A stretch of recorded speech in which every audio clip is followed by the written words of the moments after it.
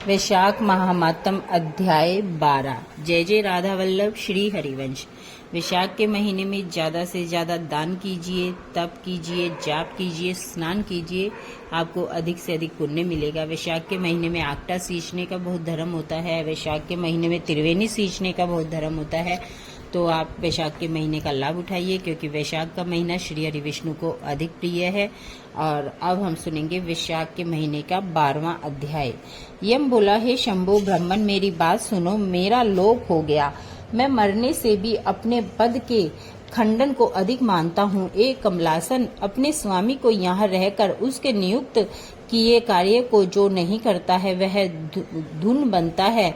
जो बिना कार्य खाता है त्रियक योनि में जा 300 कल्प तक नरक भोगता है। जो निष्प्रिय होकर अपने स्वामी का काम पूरा नहीं करता वह घोर नरक भोग कर कौओं की योनि पाता है। जो अपने कार्य में तत्पर रहकर स्वामी के कार्य को बिगाड़ देता है वह 300 कल्प तक चूहे की योनि पाता है। जो कार्य करने की सामर्थ्य होने पर भी घर रह जाता है वह बिल्ली की योनि पाता है। सो हे देव, मैं आपकी आज्ञा अनुसार प्रजा के धर्मों का साधन करता हूँ और उनके कर्मानुसार पुण्य और पाप कर्म को धर्म शास्त्र को जानने वाले मुनियों द्वारा भली भांति विचार कर कल्प के आदि वर्तमान में जो यातना होती है वो मैं देता हूँ। हे प्रभु, अब मैं आपके नियोग को करने के में समर्थ नहीं हूँ, क्योंकि कीर्तिमान राजा ने पृथ्वी में आपका नियोग उखाड़ दिया है। इस राजा के भय से समुद्र पर्यंत सब पृथ्वी के मनुष्य वैशाख के कर्तव्य धर्मों का पालन करते हैं। प्रजा ने सब पितृश्वरों की पूजा, अग्निहोत्री, होम आदि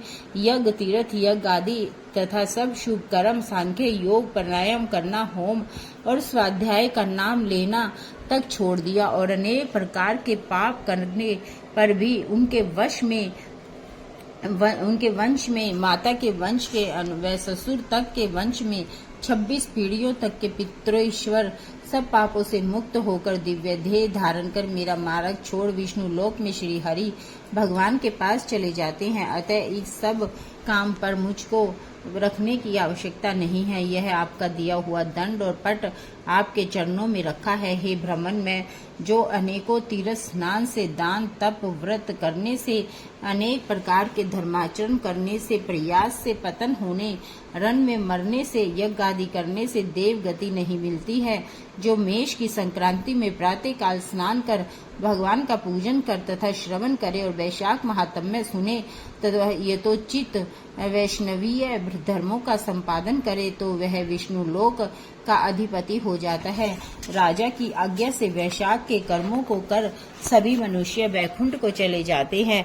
यह राजा मेरा तथा आपका परम शत्रु है। हे जगतपते, इस राजा का निग्रह करना उचित है। यदि हम आपकी उपेक्षा कर देंगे तो केवल विष्णु भगवान के चरणों का आश्रय लेकर वह राजा इस संपूर्ण लोक को वैकुंठ में ले जाएगा, इसमें संदेह नहीं है। इस कीर्तिमान राजा ने मेरी लिपि दूर कर दी है, ऐसा किसी क्षत्रिय ने आज तक नहीं किया। हे प्रभु, पट मार्जन की बात तो पुराणों में भी नहीं सुनी है। उस राजा के सिवाय भगवान में तत्पर ऐसा राजा कोई नहीं हुआ जिसने पट मार्जन की घोषणा कर दी हो और यमलोक में आने का मार्ग रोक दिया हो। ये था वैशाख के महीने का 12वां अध्याय। आगे की कथा हम 13वें अध्याय में सुनेंगे। देखिए, वैशाख के महीने में वैशाख की कथा महात्म अध्याय सुनने का कितना बड़ा महत्व है और आप पर तो श्री हरि की साक्षात कृपा है, तभी आप ये सुन पा रहे हैं।